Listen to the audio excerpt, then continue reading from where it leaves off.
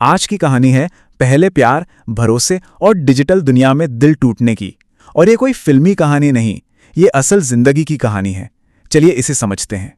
मैंने खुद से उतना प्यार नहीं किया था जितना मैं उससे करने लगा था। सोचिए, इस एक लाइन में कितना कुछ छिपा है। यही वो एहसास है जो इस पूरी कहानी की नींव है। तो कहानी शुरू कहां से होती है? ये एक मॉडर्न लव स्टोरी है जिसकी शुरुआत पूरी तरह से ऑनलाइन हुई थी, बिना कभी आमने सामने मिले। सब कुछ इतनी तेजी से हुआ कि यकीन करना मुश्किल है। अगस्त 2017 की बात है। एक नज़र, फिर एक फेसबुक फ्रेंड रिक्वेस्ट, और देखते ही देखते 2 अगस्त को पहली बार फोन पर बात हुई। डिजिटल कनेक्शन कितनी जल्दी बन सकता है ना? और यहीं पर इस कहानी का सबसे हैरान करने वाला हिस्सा आता है। वो असल में कभी मिले ही नहीं थे। उनका पूरा का पूरा रिश्ता सिर्फ तस्वीरों, टेक्स्ट मैसेजेस और फोन कॉल्स पर बना था। अब तक तो सब ठीक चल रहा था, एक प्यारी सी ऑनलाइन दोस्ती। पर फिर एक ऐसा मोड़ आया जिसने सब कुछ बदल कर रख दिया। बातचीत शुरू हुए सिर्फ 5 दिन हुए थे, सिर्फ 5 दिन। और 7 अगस्त को लड़की ने कह दिया, आई लव यू। और लड़के का रिएक्शन, मतलब उसे तो यकीन ही नहीं हुआ। दिल इतनी तेजी से धड़कने लगा कि उसे समझ ही नहीं आया कि हो क्या रहा है। ये सब इतना अचानक था। थोड़ी हैरानी के बाद उसने भी जवाब में आई लव यू टू कह दिया, और बस यहीं से उनका रिश्ता ऑफिशियल हो गया। एक दूसरे के लिए बन गए जान और स्वीट हार्ट। पर जैसा कि होता है, ये सपना हमेशा के लिए नहीं रहने वाला था। धीरे धीरे इस सपने में दरारें पड़ने लगीं और शक की गुंजाइश पैदा होने लगी। उनकी पहली मुलाकात तय हुई थी लड़के के बर्थडे पर 24 अक्टूबर को। वो महीनों से, जी हाँ महीनों से इस दिन का इंतजार कर रहा था। लेकिन ऐन मौके पर प्लान कैंसिल हो गया। ये उसके लिए पहली बड़ी निराशा थी। लेकिन सवाल यह है कि क्या यह बस एक छोटा सा कैंसिलेशन था या किसी बड़े तूफान का पहला संकेत? और फिर कहानी में एंट्री होती है गौरव की। एक तरफ उसकी दोस्त आस्था कहती है कि गौरव उसका बॉयफ्रेंड है, और दूसरी तरफ वो खुद कहती है कि अरे नहीं, गौरव तो सिर्फ मेरा दोस्त है। अब सोचिए वो क्या करे, किसकी बात पर यकीन करे, अपनी दोस्त की या उस लड़की की जिससे वो प्यार करने लगा था। और अब हम कहानी के उस हिस्से पे आ गए हैं जहां झूठ की ये डिजिटल दुनिया असलियत से टकराने वाली थी। 6 जनवरी 2018। इस तारीख को उसे एक अनजान नंबर से मैसेज आता है। ये मैसेज था गौरव का, और इस एक मैसेज ने सब कुछ खत्म कर दिया। गौरव ने मैसेज में साफ साफ लिखा था, वो मेरी गर्लफ्रेंड है, हमारा ब्रेकअप और पैचअप होता रहता है, तुम बीच में मत आओ। उसने तुरंत लड़की को मैसेज करके सच जानना चाहा। उसने मैसेज देखा, पढ़ा भी, और फिर बिना कुछ कहे ऑफलाइन हो गई। और उसकी ये चुप्पी ही अपने आप में एक जवाब थी। और अगर कोई शक बचा भी था तो गौरव के अगले मैसेज ने उसे भी खत्म कर दिया। उसने एक स्क्रीनशॉट भेजा। इसमें लड़की ने गौरव को लिखा था, मैं तुम्हारे बिना नहीं रह सकती। ये वो सबूत था जिसे छुटलाया नहीं जा सकता था। सच तो अब शीशे की तरह साफ था। तो इसके बाद क्या हुआ? कैसे खत्म हुआ ये डिजिटल रिश्ता? रिश्ते का अंत बहुत ही तेजी से और कह सकते हैं बहुत बेरुखी से हुआ। उसने एक ब्रेकअप लेटर भेजा। जवाब में सिर्फ 2 शब्द आए, आई एम सॉरी। और इसके तुरंत बाद उसने लड़के को फेसबुक पर ब्लॉक कर दिया। बस कहानी खत्म। और इस दिल टूटने का असर उसकी जिंदगी पर बहुत गहरा पड़ा।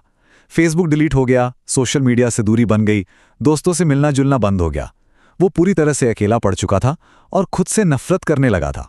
इस अंधेरे से निकलना आसान नहीं था। यहां से शुरू हुआ उसके ठीक होने का एक बहुत लंबा और मुश्किल सफर। 2 साल, पूरे 2 साल तक वो इस दर्द से बाहर नहीं निकल पाया। वो बस उसी एक याद में, उसी एक धोखे में फंसा रह गया। और जब ऐसा लगता है कि सब खत्म हो गया है, तब एक दोस्त ही काम आता है।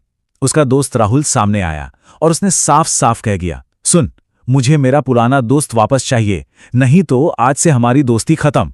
और कहते हैं ना, कभी कभी दोस्त की कड़वी बात ही दवा बन जाती है। उसने 31 दिसंबर को अपने दुख का आखिरी दिन मनाने का फैसला किया और तय किया कि 1 जनवरी 2020 से एक नई शुरुआत करेगा। ये कहानी अपने पीछे एक बहुत बड़ा सवाल छोड़ जाती है। उस प्यार के दर्द से कोई कैसे उभरे जो असलियत में कम और ख्यालों में ज्यादा जिया गया हो। रिश्ते होते हैं ये आखिर बनते कैसे हैं? कभी सोचा है लोग हमारी जिंदगी में आते ही क्यों हैं? ये सवाल हम सबके मन में आता है। सदियों से चली आ रही एक सोच है जो हमें रिश्तों को बड़ी आसानी से समझाती है। कहा जाता है कि लोग हमसे 3 खास वजहों से जुड़ते हैं। चलो एक एक करके इन्हें समझते हैं। सबसे पहले वो रिश्ते आते हैं जिनका कनेक्शन सीधा हमारे दिल से होता है। इसे कहते हैं भाव से आना, मतलब जब कोई सिर्फ प्यार और अपनेपन के एहसास से जुड़ता है। और सलाह सीधी सी है, ऐसे रिश्तों को खुले दिल से अपनाओ, ये सबसे सच्चे होते हैं। अब बात करते हैं उन कनेक्शंस की जो किसी जरूरत से पैदा होते हैं। इसे कहते हैं अभाव से आना, यानी जब किसी को हमारी मदद की जरूरत होती है। यहाँ सीखने वाली बात यह है कि ऐसे में बिना शर्त मदद करनी चाहिए। यही तो असली इंसानियत है। और आखिर में वो रिश्ते जो हमारे रुतबे या असर की वजह से बनते हैं, इसे कहते हैं प्रभाव से आना, जब लोग हमारी कामयाबी या रुतबे से आकर्षित होते हैं। इसे बोझ नहीं, एक आशीर्वाद समझो। इसका मतलब है कि आप किसी के लिए प्रेरणा बन रहे हो। तो फिर इन सबसे बड़ी सीख क्या मिलती है? चलो देखते हैं। याद रखो, हर रिश्ता खास होता है, इससे फर्क नहीं पड़ता कि वो शुरू कैसे हुआ। हर मुलाकात, चाहे छोटी हो या बड़ी, हमें कुछ न कुछ सिखाकर ही जाती है। तो सवाल यह है कि इस समझ को अपनी रोज की जिंदगी में कैसे इस्तेमाल करें। ये एक छोटी सी डेली प्रैक्टिस है। रोज सोचो, मदद करो और अपनेपन को महसूस करो। और आखिर में खुद से ये पूछो, हर एक रिश्ते ने मुझे क्या सिखाया है? ऑनलाइन जो परफेक्ट जिंदगी दिखती है, उसकी असली कीमत क्या है? चलिए इसके स्याह पहलू को देखते हैं। ये आखिरी शब्द थे तुर्की की इन्फ्लुएंसर कोबरा आयकुत के। सोचिए, उनके 2 लाख फॉलोअर्स थे। उनकी चमकती हुई ऑनलाइन दुनिया के पीछे एक गहरा संघर्ष छिपा था जो किसी को नहीं दिखा। तो ये जो फेक लाइफस्टाइल है, ये बनती कैसे है? इसकी शुरुआत होती है एक धोखे से, फॉलोअर्स की संख्या। सिर्फ भारत में ही इंस्टाग्राम पर इतने फॉलोअर्स असली हैं ही नहीं, ये महज एक नंबर हैं। काइली जेनर जैसे बड़े सेलेब्स के भी लगभग 40% फॉलोअर्स या तो खरीदे हुए हैं या नकली। फॉलोअर्स के बाद बारी आती है लग्जरी के दिखावे की। लेकिन इस चमक के पीछे क्या है? दुबई में एक ही रेंटल कार दर्जनों इन्फ्लुएंसर्स के लिए परफेक्ट फोटो का जरिया बन जाती है। ये बनावटी अमीरी असल में अक्सर भारी कर्ज की सच्चाई छिपा रही होती है। इन्फ्लुएंसर लिसिट कैलवेरो पर सिर्फ ट्रैवल फोटोज के लिए इतना क्रेडिट कार्ड का कर्ज था। ऑनलाइन इमेज और असलियत के बीच का ये फासला कभी कभी हैरान कर देता है। लेकिन जब धोखा लाइफस्टाइल से आगे बढ़कर भरोसे तक पहुंच जाए तो नुकसान कहीं ज्यादा बड़ा होता है। जैसे ऑस्ट्रेलिया की बेल गिब्सन, जिसने कैंसर के झूठे इलाज का दावा करके लाखों कमाए। नकली गिवअवे, भ्रामक प्रोडक्ट्स और जोखिम भरे बेटिंग ऐप्स का प्रचार अब आम हो गया है। एक रिपोर्ट बताती है कि करीब 94% भ्रामक विज्ञापन ऑनलाइन और सोशल मीडिया पर ही है। फिल्टर्स से बनी इस परफेक्ट दुनिया का सबसे बुरा असर युवाओं के मानसिक स्वास्थ्य पर हो रहा है।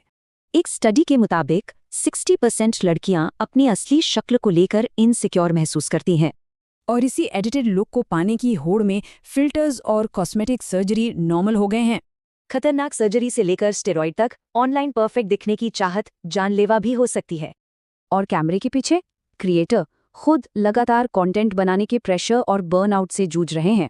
फॉलोअर्स घटने का दबाव इतना था कि 24 साल की क्रिएटर निशा अग्रवाल ने अपनी जान ले ली। तो सवाल ये है कि इस डिजिटल दुनिया में खुद को कैसे सेफ रखें? जवाब है जागरूकता।